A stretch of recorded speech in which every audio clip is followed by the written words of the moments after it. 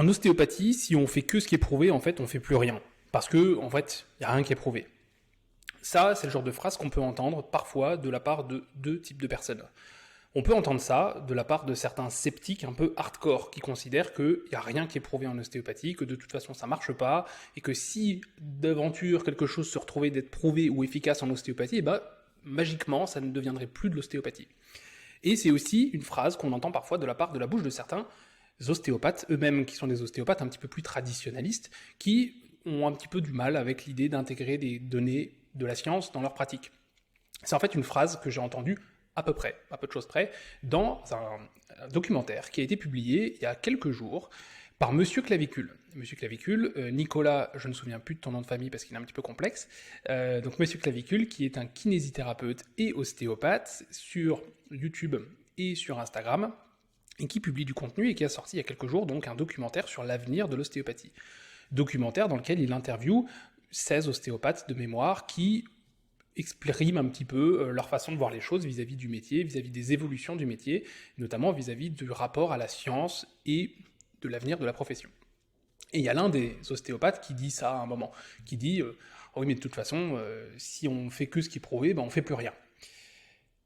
C'est une question qui est un peu compliquée, qui est un peu complexe, et en fait il y a un article qui a été publié dans la foulée par un kinésithérapeute qui s'appelle Anthony Alimi, qui est donc kinésithérapeute et formateur spécialisé dans la prise en charge des douleurs, et je trouve que c'est un article qui est vachement intéressant.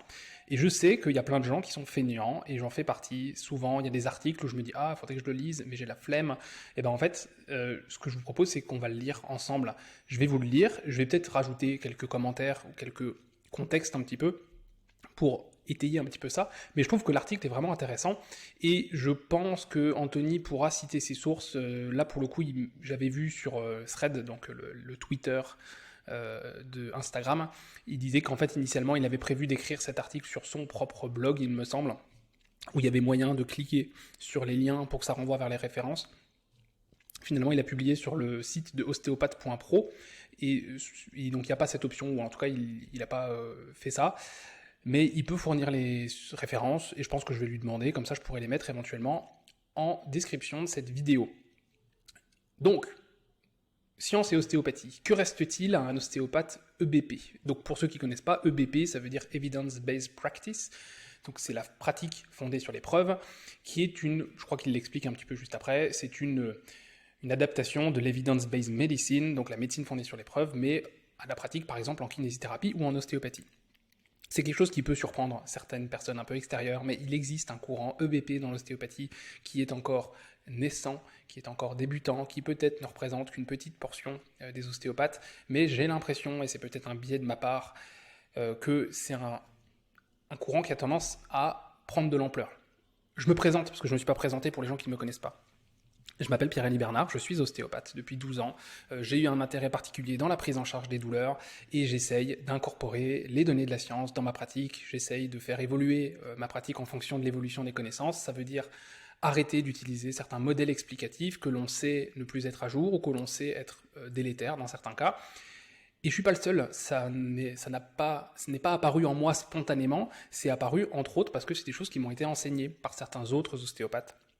Je peux citer Laurent Fabre, qui est un formateur également dans le domaine de la douleur. Je peux citer Marco Gabuti, Jerry Draper-Roddy, qui sont des ostéopathes en France ou en Angleterre, pour Jerry, qui œuvrent un petit peu à cette évolution de la profession dans un sens que je juge être un bon sens.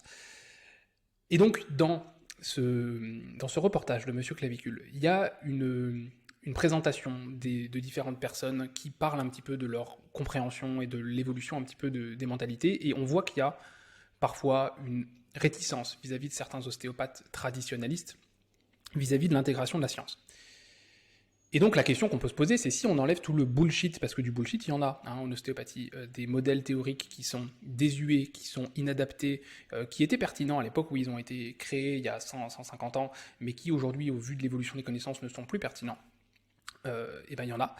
Et à l'inverse, il y a d'autres modèles plus récents qui permettent d'expliquer un petit peu mieux ce qu'on fait en ostéopathie, qui peuvent permettre d'expliquer pourquoi des gens vont mieux après une séance, quelle est la part liée à l'aspect manuel, aux manipulations, quelle est la part liée à la communication, au conseil, au fait de rassurer, aux effets contextuels, etc. C'est des sujets que je vais aborder plus souvent sur cette chaîne.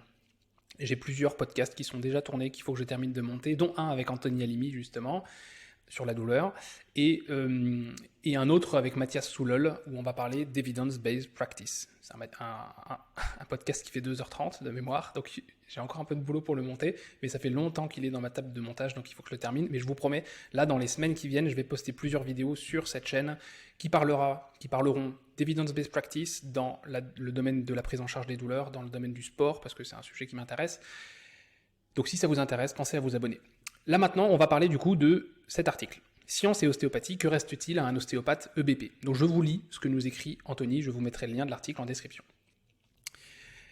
J'ai vu beaucoup de personnes se poser cette question à l'issue du documentaire sur l'avenir de l'ostéopathie de Monsieur Clavicule. Je vous apporte ma proposition de réponse sur ce que fait, selon moi, un ostéopathe EBP. Je suis kinésithérapeute, donc là c'est Anthony qui parle. Je suis kinésithérapeute, je suis formateur pour les ostéopathes dans le domaine de la douleur et très informé sur la pratique de la thérapie manuelle et l'épreuve.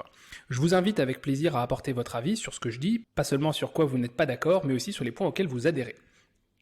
Tout d'abord, qu'est-ce que c'est que l'EBP ? Bref rappel avant de commencer, l'EBP c'est l'Evidence-Based Practice, pratique factuelle, pratique fondée sur l'épreuve. L'EBP est une adaptation de l'Evidence-Based Medicine, un processus formulé par Gordon Guyatt et son mentor David Sackett dans les années 90, pour guider les décisions des médecins en utilisant les dernières preuves scientifiques. Quelques personnes proposent maintenant le terme EBHC, Evidence-Based Healthcare, qui n'arrive pas à faire sa place. Le processus a été décrit avec 5 étapes principales. Ça, c'est des choses dont je parle dans mon podcast avec Mathias, qui sortira, je vous promets, prochainement. Première étape, convertir les informations dont on a besoin en une question clinique répondable. Deuxième point, chercher les meilleures preuves pour répondre à cette question. Troisième point, évaluer de manière critique les preuves pour la validité, l'impact et leur applicabilité. Quatrième point, intégrer les preuves dans la prise de décision clinique. Et cinquième point, évaluer les étapes 1 à 4 et chercher des manières d'améliorer ça la prochaine fois. En pratique, il y a fort à parier que très peu de praticiens qui se disent EBP réalisent une recherche systématique dans la littérature. Je me contenterai donc, dans un parti pris assumé, de rester dans la définition officielle. L'EBP, ça serait l'utilisation consciencieuse, judicieuse et explicite des meilleures preuves actuelles pour prendre des décisions dans le soin d'un patient individuel. La pratique implique d'intégrer le jugement et la compétence du clinicien avec les meilleures données de la recherche cliniquement pertinentes. Alors quels seraient donc les rôles de l'ostéopathe qui essaierait d'être dans cette démarche EBP ? Un rôle essentiel, ça serait le triage. Déjà, ce n'est peut-être pas ce pourquoi beaucoup ont choisi ce métier, mais c'est pour moi un rôle essentiel, celui qui justifie la place de l'ostéopathie dans le système français. Ce rôle, c'est celui du triage. Oui, c'est pas le seul rôle qui reste, mais celui-ci est parfaitement taillé pour la place que vous avez actuellement. Donc vous, c'est les ostéos. Il y a un maillage d'environ 31 000 ostéopathes en France, accessible en une demi-journée directement. Vos consultations sont assez longues pour pouvoir faire une analyse assez complète de la problématique des patients. C'est une position idéale dans ce système de soins où le nombre de médecins va aller en déclinant jusqu'en 2027. Et c'est sûrement sur cela qu'il faut capitaliser pour vanter les mérites de l'ostéopathie en France. Ça, petite parenthèse personnelle, je suis plutôt d'accord avec ce que dit Anthony là-dessus. Il y a beaucoup de patients qui viennent nous voir, parfois avant même d'aller voir leur médecin.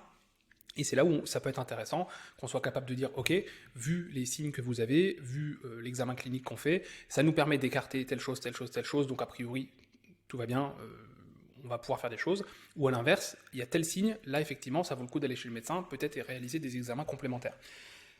Et souvent, effectivement, on est plus facilement accessible qu'un médecin ou qu'un kiné.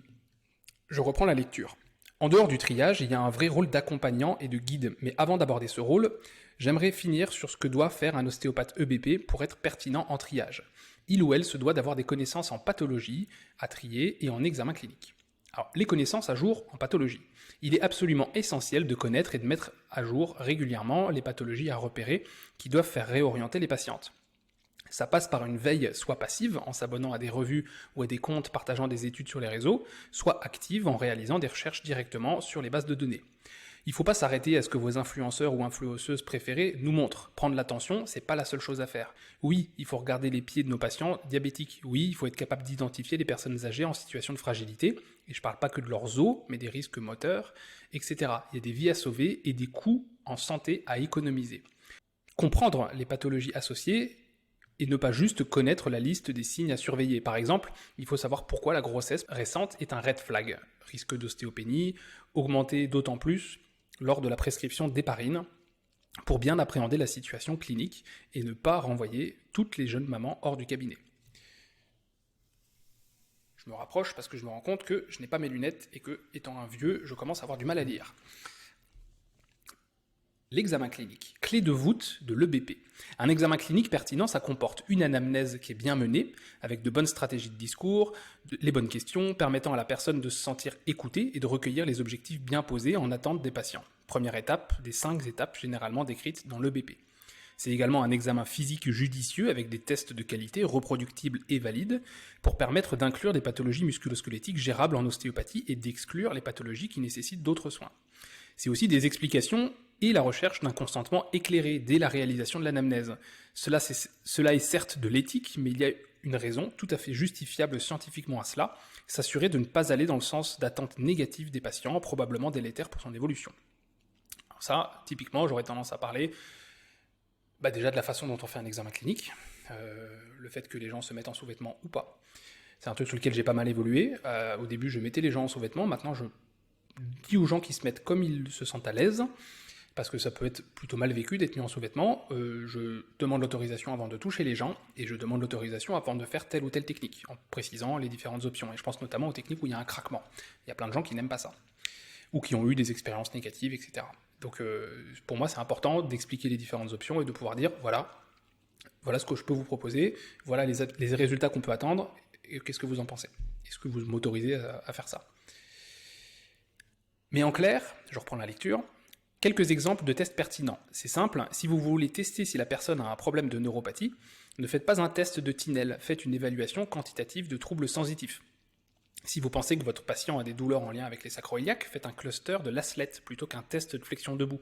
Je parle même pas de la palpation avec les gros doigts pour essayer de sentir des choses où il faut fermer les yeux pour se concentrer très fort. Là, il y a moyen qu'il parle de tests très ostéopathiques, où on va être basé sur notre ressenti qui est relativement peu fiable. Ne faisons pas ça, la mobilité des vertèbres, les nœuds dans les fascias, les adhérences, c'est de toute vraisemblance pas possible. Et je suis d'accord avec Anthony. Pour celles et ceux qui lisent des études ou connaissent un peu la manière clinique de mesurer les tests, je vous donne les valeurs empiriques acceptées dans la littérature. Il faut chercher des tests valides qui ont des ratios de vraisemblance positifs au moins supérieurs à 5, idéalement supérieurs à 10, et des ratios de vraisemblance négatifs au moins inférieurs à 0,2, idéalement inférieurs à 0,1. C'est un peu technique, mais ça c'est des valeurs qui permettent de déterminer dans quelle mesure le test est fiable pour dire si oui ou non une pathologie est présente. La reproductibilité évaluée est un outil statistique comme les différents kappa devraient avoir des valeurs au moins supérieures à 0,6 et idéalement supérieures à 0,8. J'avoue que cet aspect-là, je le maîtrise moins. Il faudra que je révise ça. Ensuite, autre rôle des ostéopathes, la prise en soin des douleurs. Le rôle d'accompagnant et de guide est la version plus moderne de la prise en soin en thérapie physique. L'idée, c'est plus de trouver des problèmes biomécaniques, comme des dysfonctions ostéopathiques aux patients et de les traiter. Il s'agit de se servir de la thérapie manuelle comme d'un moyen d'interagir avec les patients, de produire une expérience par la diminution temporaire de douleur grâce à des phénomènes probablement neurophysiologiques, à plus long terme, probablement par des effets psychologiques. Pour vous faire un bref rappel sur l'état des connaissances sur la thérapie manuelle, il s'agit d'une option de traitement efficace pour réduire l'intensité des douleurs et améliorer la fonction des patients. Je pense qu'un des mots qui est important dans cette phrase, c'est que c'est une option de traitement. Ce n'est pas une solution unique. Donc il y a d'autres options. Y compris seul, y compris à long terme, jusqu'à 1 an. Mais les études qui ont évalué cela utilisaient souvent au moins 8 sessions de thérapie manuelle. On peut manipuler où on veut et de la manière qu'on veut et obtenir des résultats similaires. Ça, c'est typiquement le genre de truc qui vient beaucoup remettre en question beaucoup de modèles théoriques en ostéopathie, mais pas que en ostéopathie, en kinésithérapie aussi, où on se dit qu'il faut qu'on aille trouver une dysfonction à un endroit ou à un autre, et qu'il faut aller manipuler cette dysfonction pour la corriger, et que le problème va rentrer dans l'ordre. C'est a priori pas comme ça que ça fonctionne. Il ne semble pas y avoir de thérapie manuelle largement supérieure aux autres, mais celle des tissus mous pourrait être une option un peu plus souhaitable, mais les risques de que cette connaissance soit erronée est élevé. Voilà toute la nuance dont fait preuve Anthony. Question, est-ce que l'exercice, c'est le traitement numéro 1 ? Alors, ça n'apporte pas d'effet suffisamment important d'ajouter la thérapie manuelle à des exercices. Mais l'inverse est très probablement vrai également. Je sais que sur cet aspect-là, notamment quelqu'un lui a demandé des sources, je les mettrai en description.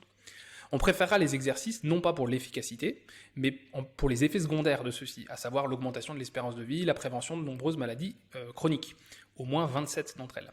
Aussi, il est possible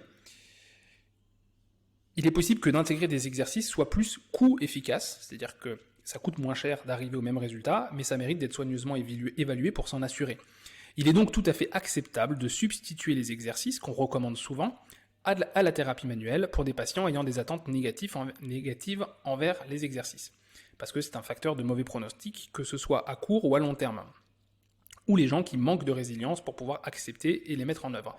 Alors je ne suis pas sûr de la façon dont la phrase est écrite, je crois qu'il voulait dire de substituer les exercices par la thérapie manuelle. J'ai l'impression que ce qui veut dire,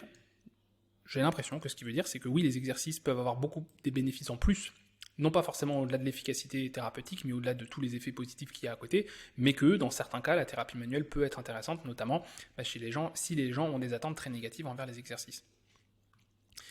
Si tout ce qu'on a dit avant n'est pas assez clair sur ce qu'on peut retirer en pratique, voilà ce que moi j'en retiens. Donc c'est encore Anthony qui parle. On ne débloque vraisemblablement pas la mobilité du foie, ou la motilité du foie, encore moins. La mobilité des vertèbres n'a probablement rien à voir avec l'amélioration des douleurs. Il n'y a pas besoin de jouer sur le fluage des fascias. Non seulement les éléments que j'ai rappelés au-dessus sont suffisants pour le croire, mais en réalité, ça a même été investigué directement, et je vous laisse lire les billets de blog de Kinefact par Gaëtan Henry si vous voulez en savoir plus. Je vous mettrai également ce lien en description. Pragmatiquement, la thérapie manuelle en ostéopathie EBP. On peut donc faire toutes les techniques qu'on veut, pour tous les patients qu'on veut, en sachant que ce qu'on vise, c'est qu'ils et elles aillent mieux tout de suite, et éventuellement que ça permette de modifier les facteurs prédisant la bonne évolution, qu'ils se sentent capables de faire des choses malgré la douleur, qu'ils aient l'impression qu'ils vont s'améliorer et qu'ils reprennent les activités de la vie quotidienne le plus tôt possible. Donc, un ostéopathe EBP, il doit utiliser la thérapie manuelle pour cela. Et il doit donc faire en sorte que son discours et sa manière de proposer les techniques ne créent pas l'inverse. Et là, je valide à 100%. Tout bêtement, si le patient dit qu'il a mal quand il fait un mouvement et que l'ostéopathe ne l'invite pas à réessayer le mouvement pour voir si ça s'améliore, mais qu'il pose tout de suite ses mains sur lui pour que le patient puisse rebouger instantanément sans douleur, il y a des chances pour que le patient ne se sente pas plus capable de faire des choses malgré la douleur. S'il lui fait constater l'amélioration instantanée de son problème, alors les chances sont meilleures de l'aider à penser qu'il va aller mieux. Petit exemple par rapport à ça. Une chose que j'ai changé au cours des dernières années, c'est que avant d'aller faire des tests, alors je touche mes patients assez tôt dans l'examen clinique, mais d'abord je les fais bouger. J'essaie de voir si on arrive à redéclencher la douleur en faisant certains mouvements, et j'arrive à voir si on arrive à modifier la douleur en faisant certains mouvements. Donc je ne vais pas tout de suite proposer un traitement manuel, même s'il y a cette attente, et même si c'est quelque chose que je propose finalement, j'essaie d'abord de faire d'autres choses justement pour voir si on peut faire des choses que le patient peut refaire chez lui, sans moi. Donc pour qu'il ne soit pas forcément dépendant, même si on n'est pas sûr que cette dépendance existe vraiment. Mais voilà, je sais un petit peu ce que dit Anthony là, c'est que ça vaut le coup de réfléchir un petit peu dans qu'est-ce que ça fait vivre à notre patient, ce qu'on va faire, et si le patient se sent toujours dépendant de quelqu'un, dans le sens où il va mieux non pas uniquement grâce à l'ostéo, eh ben il va se dire j'ai besoin d'aller toujours chez l'ostéo, alors que ça se trouve des fois, en lui montrant qu'il peut faire certains mouvements, il peut réussir à s'autonomiser et ça peut être plutôt bénéfique. Je reprends la lecture. Malheureusement, un thérapeute qui explique au patient qu'il a une vertèbre bloquée, qu'il vient de lui débloquer, qu'il ne faut surtout pas qu'il bouge après la séance, il vient très probablement de créer des croyances, qu'on appelle des croyances de peur-évitement. Ça veut dire que quand la personne sera confrontée à la douleur à l'avenir, il y a plus de chances que son choix soit de s'abstenir de bouger le temps de revoir son ostéopathe. Et voilà, et ça c'est typiquement le genre de choses sur lequel on a un effort à faire collectivement. Expliquer aux gens que bouger c'est ok, continuer à bouger après la séance c'est ok, parce que on va éviter de créer des facteurs comme les croyances de peur-évitement qui peuvent être un facteur de risque de problèmes chroniques. Les conseils que les ostéopathes peuvent donner. Un ostéopathe EBP ne va pas entraîner les patients dans les dérives. Lorsqu'il ou elle tient compte des facteurs psychologiques, ce n'est pas pour lier un trauma psychologique passé au tissu du patient, le risque étant d'induire des faux souvenirs. S'il a vraiment repéré un stress post-traumatique, il ne gère pas ce qui sort de son champ de compétences et renvoie vers un psychologue compétent qui peut facilement repérer les signes de compensation. Le conseil de l'ostéopathe EBP se limite à son champ d'intervention, puisqu'il sait qu'il ignore trop de choses dans les champs voisins au sien pour intervenir en toute sécurité. Il ou elle ne va donc pas donner des conseils sur les médicaments pris, sur les vaccins ou sur l'alimentation, en dehors de conseils génériques qui sont soutenus par les communications de santé publique. à moins bien sûr d'avoir un autre diplôme dans ces compétences-là, mais la plupart c'est pas le cas. Hein. Moi personnellement, je suis pas nutritionniste, donc je me base aux choses basiques, qui peuvent déjà faire beaucoup de différence. Hein. Ça peut déjà faire beaucoup de différence, le fait de redire des choses basiques. Les quelques fois où il ou elle interviendra sera pour informer le ou la professionnelle compétente pour prendre les décisions d'éléments qu'il ou elle repérait. Par exemple, malgré les risques d'hyperalgésie induite par les opioïdes, il ne peut qu'informer le médecin prescripteur que la prise d'opioïdes explique peut-être les douleurs présentes cliniquement chez le patient. C'est le médecin qui choisit de lancer un sevrage, pas l'ostéopathe. Il fera bien attention à donner des conseils adaptés sur les champs de santé importants dans les troubles musculo-squelettiques comme le sommeil, le stress, le tabac, l'alcool, pratique d'activité physique, etc. Autre champ de compétences possible, la relaxation et le bien-être. Le bien-être fait partie intégrante de la définition de la santé de l'OMS. Mais les thérapies manuelles évaluées pour la réduction du stress ou les bienfaits mentaux sont essentiellement des techniques de massage. Il convient donc de bien informer le ou la patiente, avant toute prise en charge bien-être, de l'état des connaissances sur le sujet, de l'intérêt de la pratique d'une activité physique ou, le cas échéant, de renvoyer le patient vers un thérapeute adapté pour gérer de l'anxiété généralisée si besoin. Il peut, après avoir fait cela, toujours proposer diverses interventions aux patients, notamment des techniques myotensives pour aider à mieux gérer ce genre de sensations. Il ne propose pas lui-même des techniques psychothérapeutiques à base de méditation pleine conscience ou de psychothérapeutiques telles que la kinésiologie ou autres techniques énergétiques et fonctionnelles pour éviter tout risque d'emprise mentale ou de décompensation de pathologies psychiatriques qu'il n'a pas les compétences pour gérer. Et ça, pour le coup, travaillant avec 2, voire 3 psychologues dans mon cabinet, je peux vous dire qu'il y a des fois où il y a effectivement des patients où il y a des problématiques psychologiques, voire psychiatriques derrière. Et déjà, pour des professionnels qui sont formés, des fois, c'est pas facile à gérer. Donc, sachons rester à notre place et ne pas jouer avec des choses qu'on maîtrise pas. Conclusion, ces propositions reflètent l'état de la littérature et du législatif que je connais en 2024. Le BP s'appuie sur la situation clinique du patient et c'est donc pas possible de refléter ça dans un article généraliste. Si ce que vous faites sort par contre très souvent des clous de ce qui est écrit, alors il est probable que vous ne colliez pas à la définition de l'ostéopathe EBP que j'ai proposée. Ce qui est merveilleux, c'est que reprendre l'exemple de ce que fait un ostéopathe EBP en 2030, ça sera probablement assez différent puisque c'est exactement l'intérêt d'une approche EBP. En retirant ce qui semble moins aider les patients et en rajoutant ce qui semble le plus les améliorer, on essaye d'évoluer vers une meilleure qualité des soins. On ne pourra donc pas prendre les mêmes idées que celles de l'époque où on traitait les patients en leur donnant de l'arsenic. Mais qui trouve que c'est une mauvaise chose de chercher de s'améliorer ? Si les sujets de l'evidence-based practice vous intéressent, j'ai, comme je vous disais, un podcast qui est en cours de montage et que je promets, je sortirai dans les semaines qui viennent sur cette chaîne. Donc podcast que j'aurai animé avec Mathias Soulol, qui sera dense parce qu'il y a 2h30, 2h40 de podcast. Si ça vous intéresse, vous pouvez vous abonner. Sur l'autre question que cet article soulève, ça peut être, en faisant toutes ces choses EBP, en quoi le métier d'ostéo va différer de ce que fait le kiné ? C'est le sujet d'une conférence que j'ai animée au CIFEPC, un congrès international d'étudiants en kinésithérapie et physiothérapie qui a eu lieu à Strasbourg début mars 2024. Cette conférence, je l'ai enregistrée chez moi quand je me suis entraîné. Elle est déjà en ligne sur cette page YouTube. Mais vous ne la trouverez pas pour l'instant au moment où je postais cette vidéo parce qu'elle est en non répertorié. Je l'ai envoyée uniquement aux gens qui étaient inscrits à ma newsletter. J'envoie chaque moi un mail dans lequel j'essaye de vulgariser certains éléments, ou bien issus de la littérature scientifique, ou bien de conférences qui sont sourcées sur la prise en charge des douleurs et l'activité physique, qui sont des sujets donc, qui m'intéressent. Si le sujet vous intéresse, si ces sujets vous intéressent et que vous souhaitez recevoir cette newsletter mensuelle, qui est totalement gratuite, je vous mets le lien juste en dessous. Et cette fameuse conférence, je la mettrai en ligne publique pour tout le monde prochainement aussi. Voilà.